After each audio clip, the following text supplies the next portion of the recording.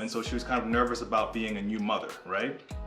So, but Karina said that when she was in the hospital, well, when her mom was in the hospital, giving birth to her, after, you know, her mom was nervous and everything like that, but when she looked down and saw her baby, Karina, and Karina smiled and looked up at her, her mom instantly knew that everything was going to be okay. When she saw her smile, everything changed for her, and she was confident and happy and, you know, ready to, you know, be a mom and embrace motherhood, right?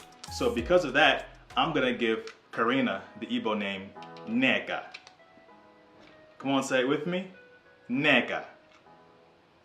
Good. All right, so you guys ready to translate that name together? Okay, cool. So ne means mother, right? Literal translation of the word ne means mother. And ka means like